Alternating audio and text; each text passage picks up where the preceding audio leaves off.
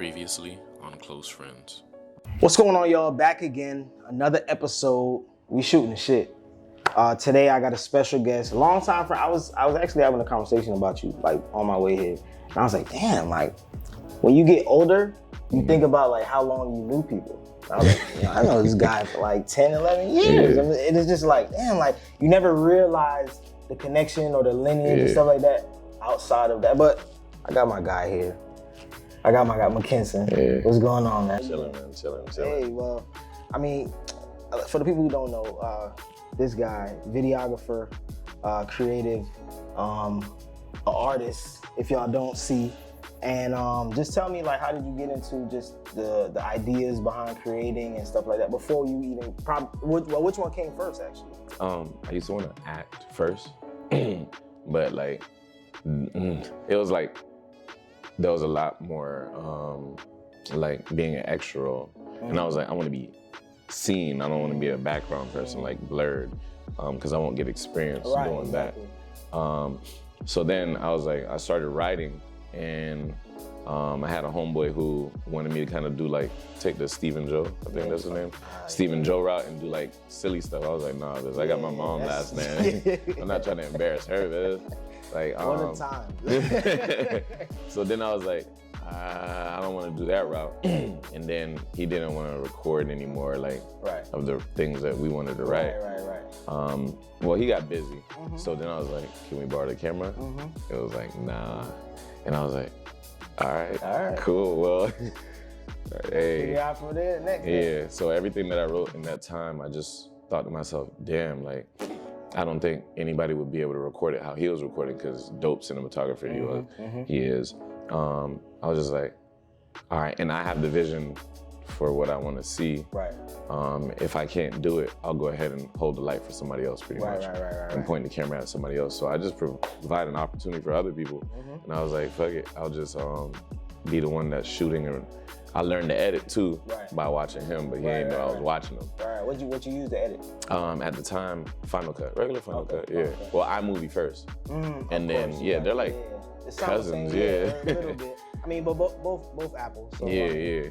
So then I was just like, all right, let me just edit, and then I started watching a lot more like movies, and I started paying attention to like how they were cutting, like the times that they were cut back and forth.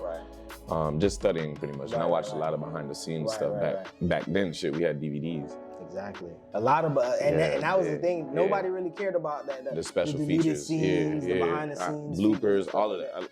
I used to like watch the special features just to kind of like see what the cameraman was doing in the background, because you know they're usually recording the actors and stuff, the talents, during the special features portion, like the interview part of it. But I'd like to see what the cameraman was doing, even if it's a little bit. I just want to see his move.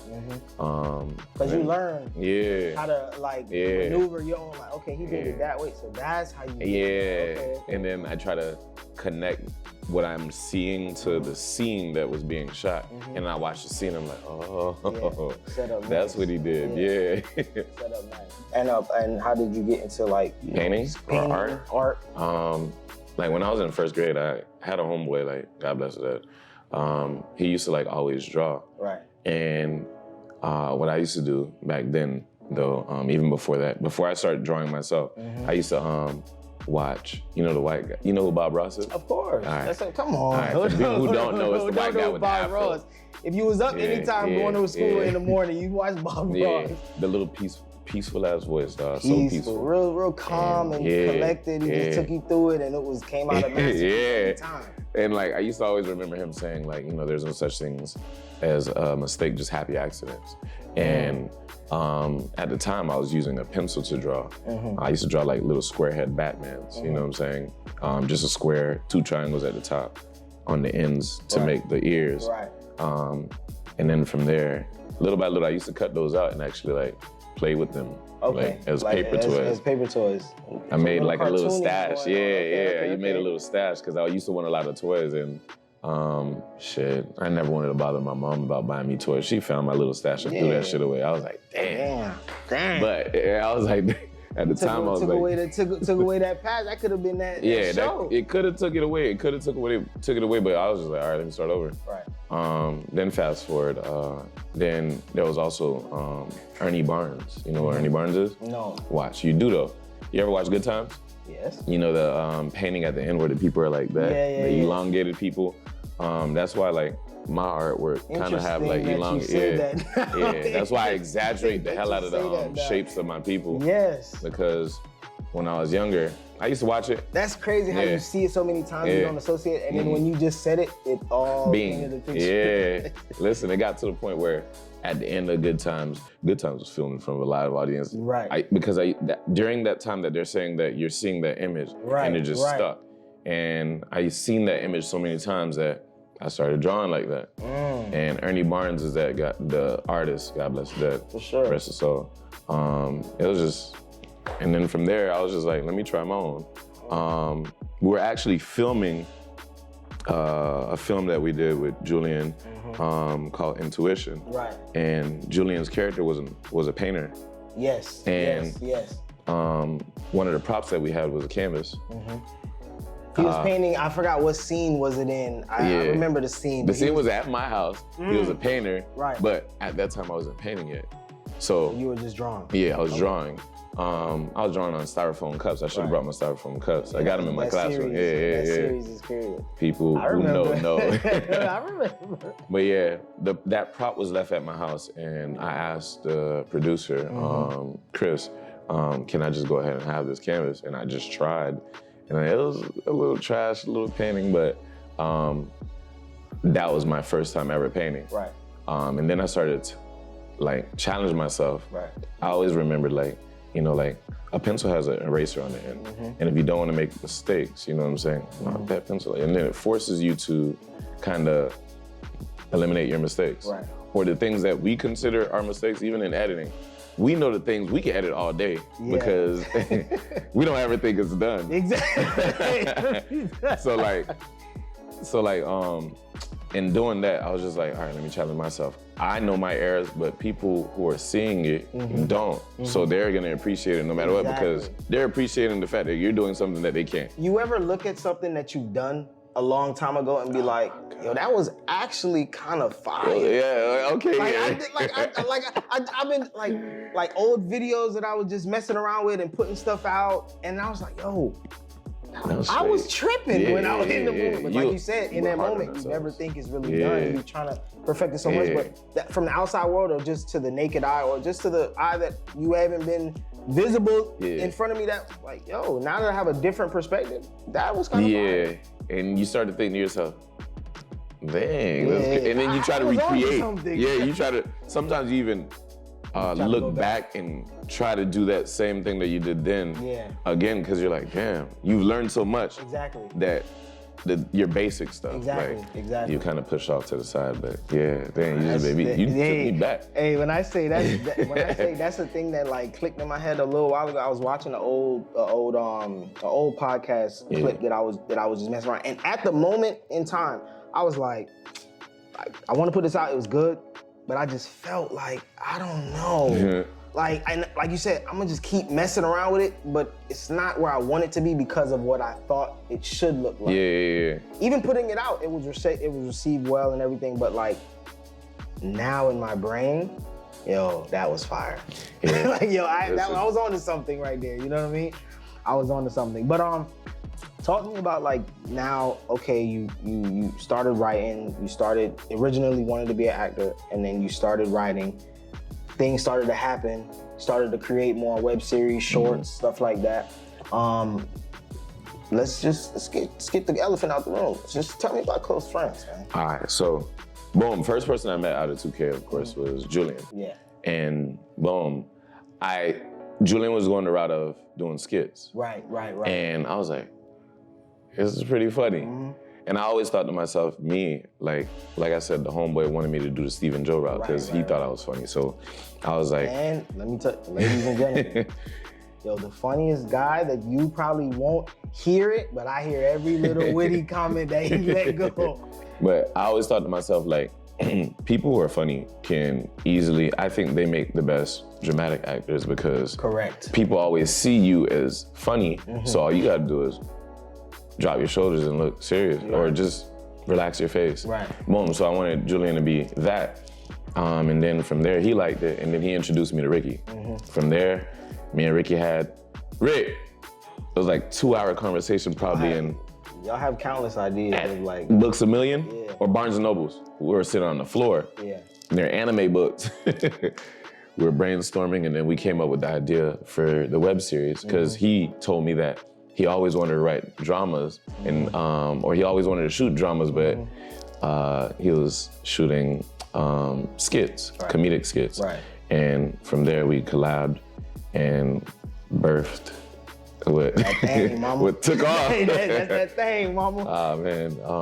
Talk to me, like cause I was there, of course, and I was a fan. Hey, was it Wednesday? Yeah. We dropping. What are you talking about?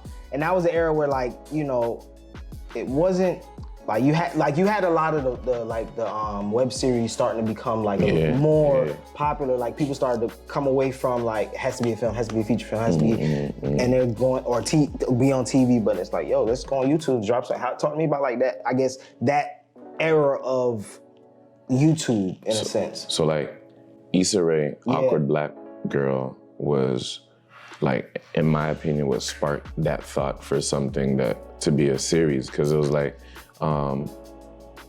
it's like constant. A film, you put it out, it's out once.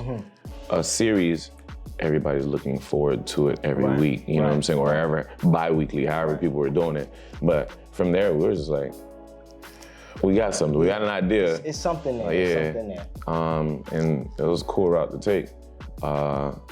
It was just crazy how it spread. Right, and it spread. And I say it spread crazy. And I think it was more so just the fact that it was like so relatable. Yeah, it was relatable. It was so relatable to people that's transitioning out of college, getting into the work world and like experiencing friendships, relationships. The transitions of not everybody's always gonna be your friend. Right. Not every relationship is always gonna be that relationship that's gonna last. Like so what you like, So it's while you liking them. So it was so like it just gravitated to people, and it blew up crazy. Yeah. It blew up crazy. I think the smartest thing that we did, and I don't think that we were thinking about it at the time, but the fact that our target audience for the most part was like college kids, and that's a huge network.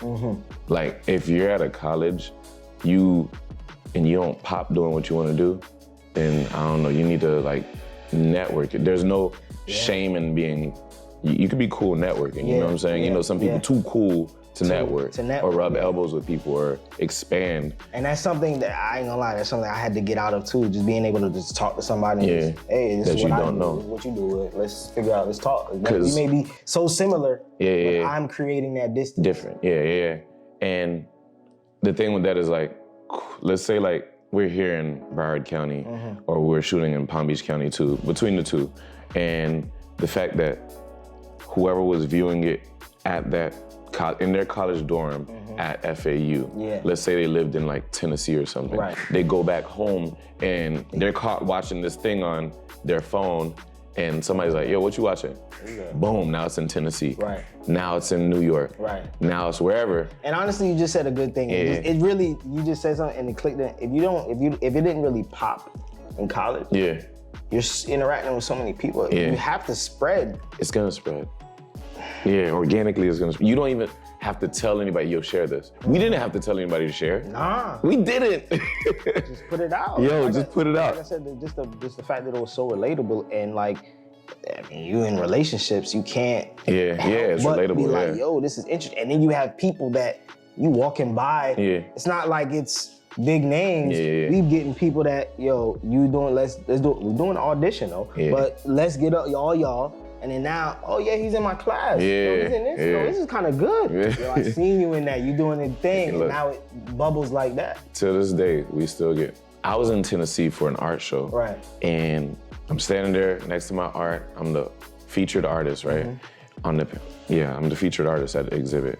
And this lady was looking at me. I'm like, I don't know what she's thinking, but she walked over to me and she was like, I know you from somewhere. Aren't you weren't you in that show? Yeah. In my mind, I'm like, oh, listen, this was last year. And mind and you, it's we been shot- like, it's been a minute. It's been at least. I was like, then I asked her, she said she goes to the University of Tennessee State or something like that. I was like, she goes to the University of Tennessee State now. I was like, how old were you when you were watching That it? is crazy. It had to be like a big sis, big I was cousin like, had to put her whoa, on. yeah. That was crazy. Or she was just snooping through the Yeah. stain. I mean, the algorithms wasn't algorithm back then. It When wasn't she like told that. me that, I was just like, damn, we That's crazy. were a lot of places that we didn't know. But yeah, filming is cool, man, because it's getting your, for example, you have this idea. Right. Nobody knows what you're thinking until you do it. And once you put it on that screen, scariest thing to do is hit share. Yo.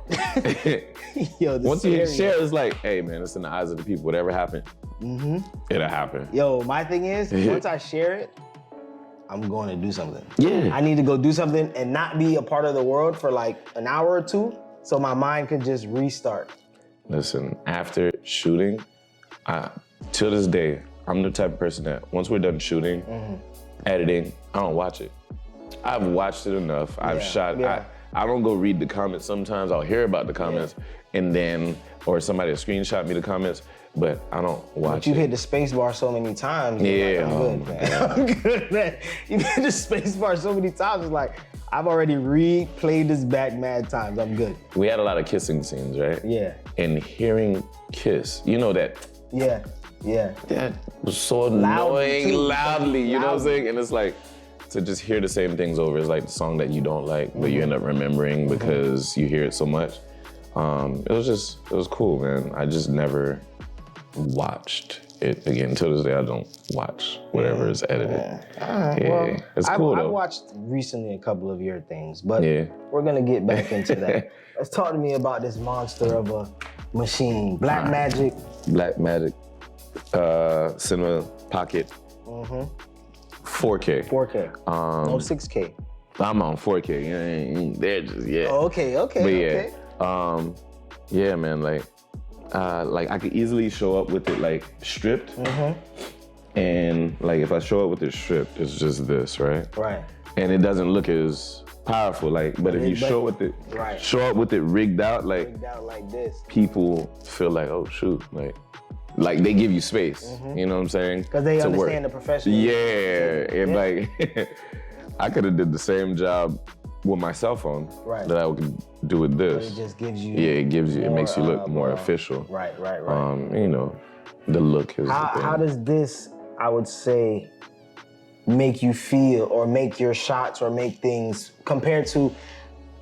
Man, we were shooting with the Canon T3i. That's what I was about. That's what I was just about to say. We're taking it back. Going back to the Canon, like I know it's different. Yeah, you feel a little bit, no lie. Like I think everybody likes new. Of course. So when you get new, it makes you try new things. Busting It that makes you bus. try harder. You know what I'm saying? Makes you feel okay. I got to do this. I gotta do that. Like, okay, now I it got makes you this. step your game up. Right. So like, that was my thing. I want to make sure that like, for the most part, like I try to get the most cleanest shot or the shot. Try to take care of the detail. You know what I'm saying? I feel like if you have a high quality, high resolution camera, you gotta take advantage of like trying to see hair strands. Something as simple as that. That's true. You know what I'm saying? That's true. Just to find details, you know what I'm saying? Like, I think that's important. It is because it gives off that you're paying attention to to details. the entire shot, not just like okay, let me get that, okay, boom, okay, let me get that, okay, boom. Like you're paying attention to the details and it's giving you that look that you want that is gonna bring in that not to say to bring in the business of just people constantly hitting you up to do stuff, but also just bring in like okay, now if I can get it clean here, let's just say. This gets 6 airy big boys. You know what I'm saying? Now it's like, oh, if I've done it on like a smaller scale, my mind is only gonna be better once I get it over here. Because then I'm back to new. And when I shoot too, I always try to think to myself like, it's not just the viewers that are watching. Well, the viewers are like anybody, right? But I also try to, it's like an appreciation to us as cinematographers or anybody dealing with camera work. You want to impress your peers, the other people that 100%. work doing the same thing you do. You know, it's like a fraternity in a sense. Right. So I take pride in it. Anything I associate my name with. Yeah, you have to. Take That's pride your in name. it. Yeah, it's your That's name. your reputation at the end of the It's my day. commercial. When somebody hear my name, that's my commercial, dog. At the end of the day, I was gonna ask you, like, because in watching a lot of like your content and just knowing you, you do have that like comedic essence and timing. Okay. Where did that kind of come about? Shoot, you know, like coming up, I used to watch Jamie Foxx show and Fresh Prince of Bel-Air. I was more of a Fresh Prince guy than Martin. Okay, I got you. I'm listening. I'm with you. I'm rocking with you. So like just seeing how fast they are, like with their responses witty responses, pretty much, like, and shoot, even like with like liking that comedic stuff or like being a little, I have a sense of humor. I rather shoot drama because I want you to feel. Right. Yeah. Right. If you laugh during it. A lot of like what I could say, like the shorts are more dramatic. Yeah. The web series, it can go anywhere. Yeah. you have that bit. I mean, I think Corny. that's a part of like entertainment too. Yeah. You have to put in the essence of comedy, a little bit of funny parts. You know what I'm saying? So, have to include it because you know life's not just all so serious. You know what I'm saying? Yeah. Exactly. I always thought like this. Right.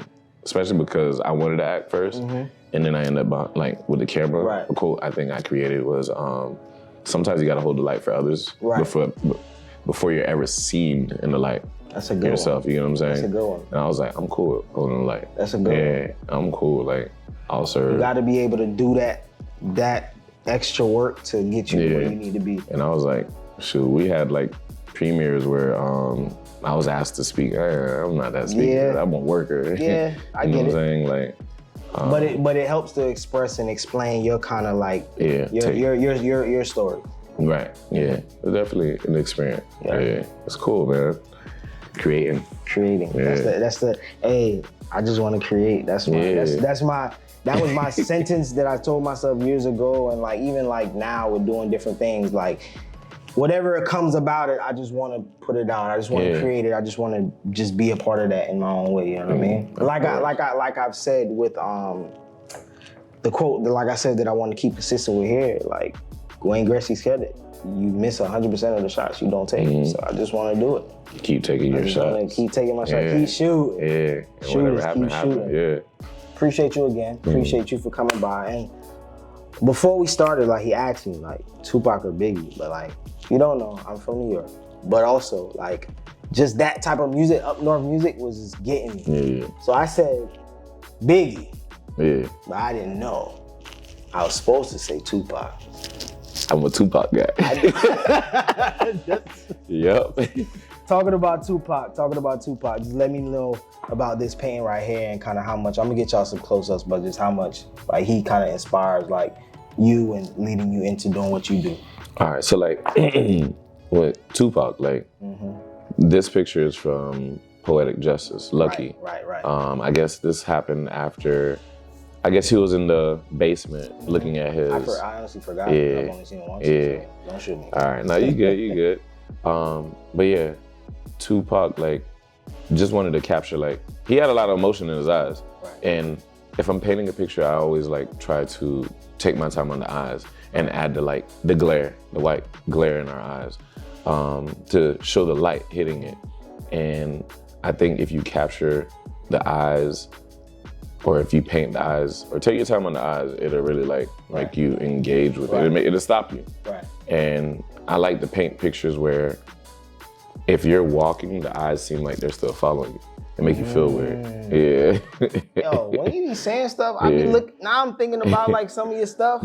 I do be feeling like the eyes watching You follow me? Like, hold on. Like now you putting a lot of, you have a lot explanation. You have a lot of different little things that's like, no shit. Yeah. I think all artists are like, like whether you're a singer, rapper, creator, visual artists. We all like whatever that platform we have. Like for me, painting. Right. That canvas, whatever that canvas is to somebody, that's their diary. Right. Like that's where you're journaling. Nobody knows what's really like behind, like where it really comes from or started. You see an end result, but you don't know what was thought of before, like, or that went into it. So like I said, like I have like this painting back here behind me. Like I was listening to LMA Boot Up. Right. Yeah, and Makes sense. yeah, and they're together, right? Now another thing too is, black love. I'm trying to show black love. Right. And complementary colors with your purple and your yellow. And then her hair is the shape. What was that? What'd you think? It's an afro. It's afro. In the shape of the continent of Africa. If you look at it. I didn't want to make it too obvious. Yeah. But if you look at it, you can see, okay. So it's black love pretty much. And like, you'll see with the little baby. Yeah. If you start moving around, you go left and right, baby watching you. Yeah, we're gonna look at some of that. We're gonna take a look at some of this stuff behind us. But once again, I appreciate you for coming through. I appreciate that. Definitely sitting down, chopping it up, giving me the deets. Yeah. It's been another episode. Remember, just keep shooting. Keep shooting. It's your boy Mckinskin. It's your boy Senor Leak, man. Signing off. Peace. Oh. Crazy. All right, man. Appreciate it. No problem. Appreciate you.